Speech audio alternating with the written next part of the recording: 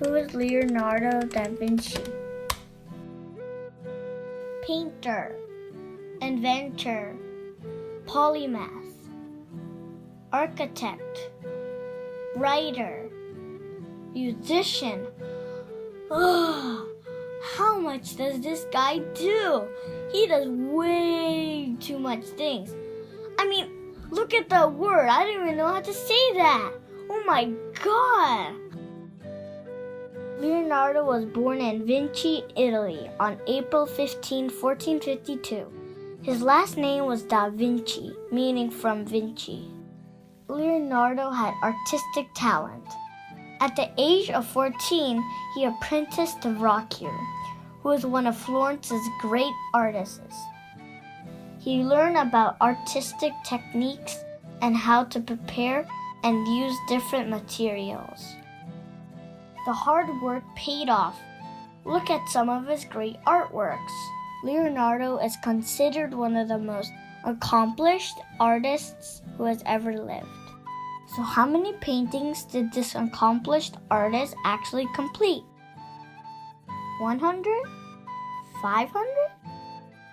1,000? During his time, many artists produced dozens, hundreds of paintings. Our accomplished artist completed 15.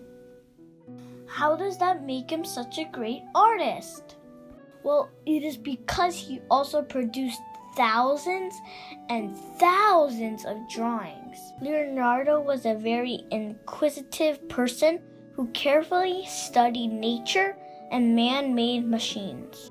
He filled many notebooks with nearly 2,500 sketches and studies. He even wrote his notes backwards to protect their secrets.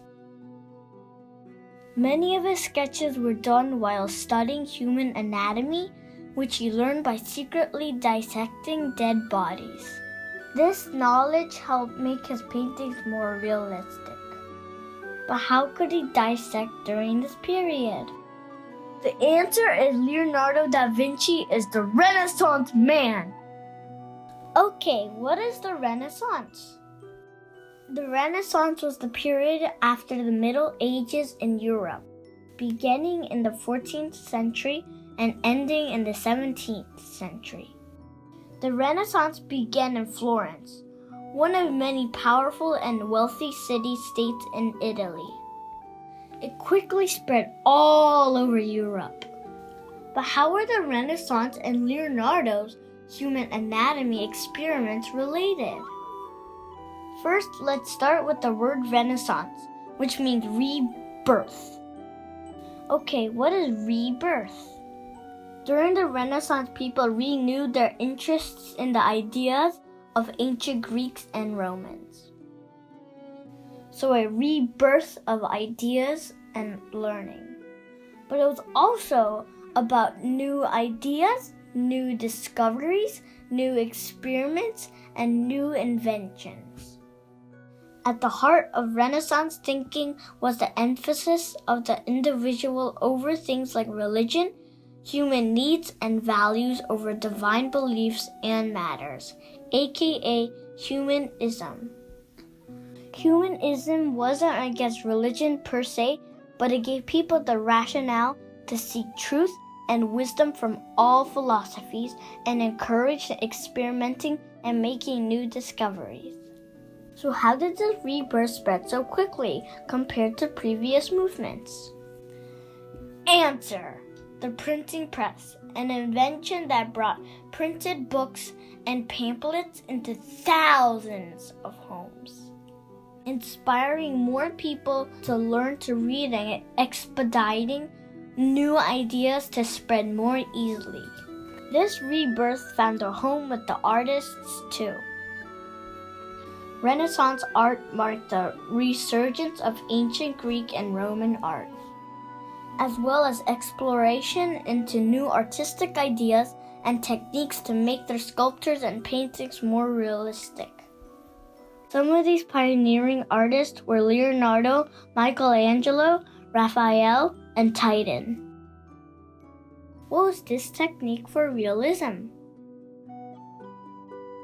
Painters began using perspective and shading, making the illusion of three-dimensional space even more convincing. What is perspective exactly? Famous for the Florence Cathedral dome, sculptor and architect Brunelleschi developed perspective theory. He noticed that when we looked at something going into the distance, it joined at a single point called the vanishing point. For example, picture standing and looking at train tracks leading into the horizon. The parallel lines seem to meet at the horizon. That is the vanishing point.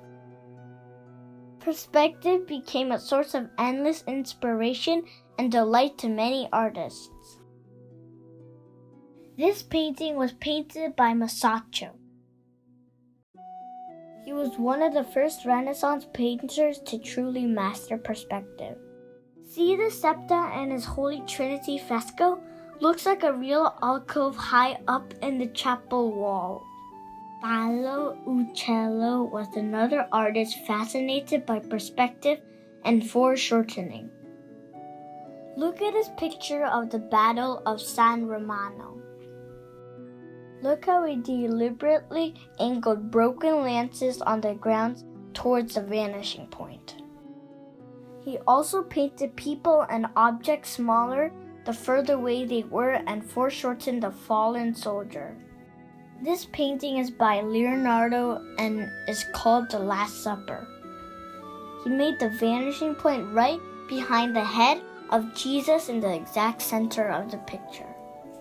Talk about some deep and powerful symbolism. He also used the main opening in the rear wall to create a deep room. There's also an array of human emotions from each of the disciples. You can see the different behaviors from astonishment to confusion, from anger to incredulity. Leonardo was able to depict these range of natural emotions using facial expressions, hand gestures, and positions of the bodies. Many Renaissance artists studied the human form to create realistic, natural-looking faces and bodies. They believed the human body was created in the image of God. Therefore, to study the body, both inside and out, was seeking knowledge from the source. This, in turn, helped them learn to paint more natural human bodies and expressions. These are Leonardo da Vinci drawings. He studied babies in wombs, the central nervous system, the human skeleton, the position of all internal organs, the muscles, the bones. These drawings were so good that doctors used his pictures in medical books for hundreds of years. Leonardo was good at everything. He has to be the ultimate Renaissance man. Leonardo wanted and was eager to learn everything he could about the world. He questioned everything. He took things apart and drew pictures of every little detail he found inside. Do we have the curiosity, the passion, and the courage to become the next Renaissance man or woman?